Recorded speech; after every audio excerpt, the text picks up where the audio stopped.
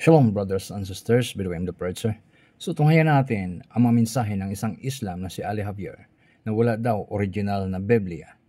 Yes, ang Biblia ay kinumplied ng mga textbooks na written by the prophets na nanggaling sa Diyos ang mga salitang ito.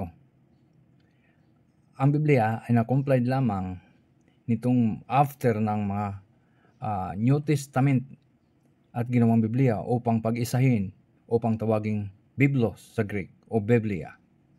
So, paano ba tayo nakakasigurado na totoo ang mga nakasulat?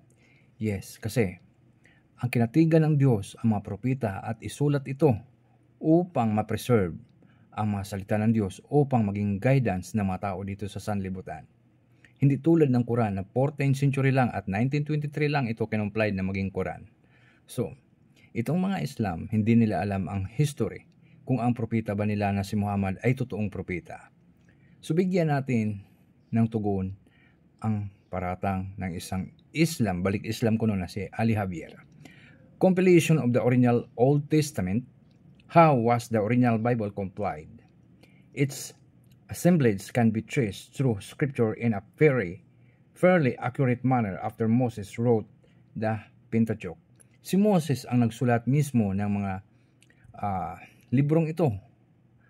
At lalo-lalo na ang ito ay ang Old Testament tulad ng Exodus, Numbers, Joshua.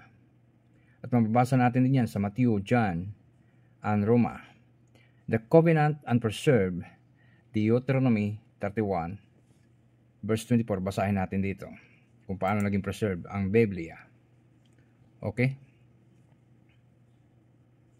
And it came to pass, when Moses had made an end of writing the words of this law in a book until they were finished. So, ibig sabihin, si Moses ang nagsulat ng libro at ang mga laws na galing sa Diyos. Over time, the other inspired texts were added to the first 5 books of the Bible during the time of David and Solomon. The books already compiled were placed in the temple treasury. Mababasa natin yan sa 1 King chapter 8 verse 6, and cared for the priest who served in the temple. 2 Kings chapter 22 verse 8. More books were also added, things that reign of the King Hezekiah, David, Solomon's Proverbs, and prophetic books such as Isaiah, Hosea, and Micah, and Proverbs 25 verse 1. In general, as the prophets of God spoke, their words were written down and was recorded, was included in what today in the Old Testament.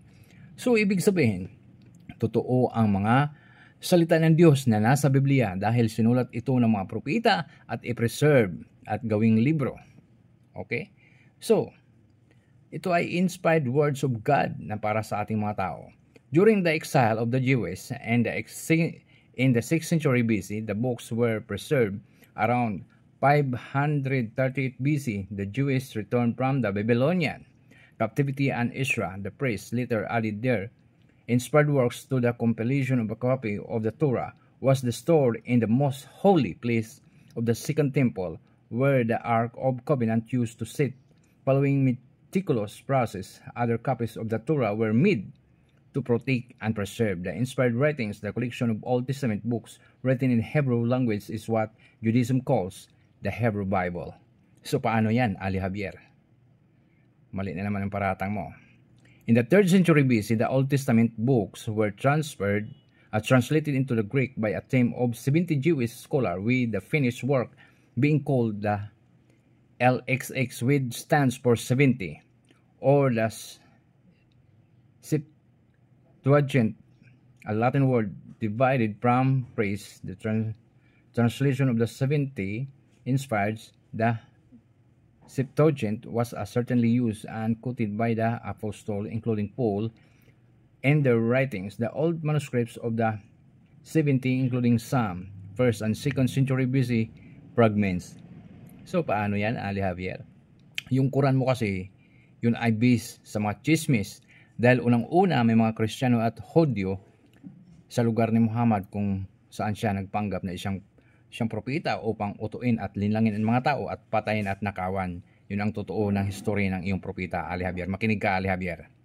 So, ang New Testament naman ay nasulat ayon sa history ng pagdating ni Jesus Christ dito sa sanlibutan. Dahil ang Old Testament ay nagsasabi na si Jesucristo ay darating dito sa sanlibutan upang iligtas ang sangkatauhan. Kaya mababasa natin yan sa Isaiah chapter 9 verse 6 at 14 verse 7 na sinasabi na si Kristo ay the mighty God, the Counselor, the Prince of Peace. So, kamusta ang iyong bulaang propetang Muhammad Ali Javier? Sagutin mo ang aking mga video.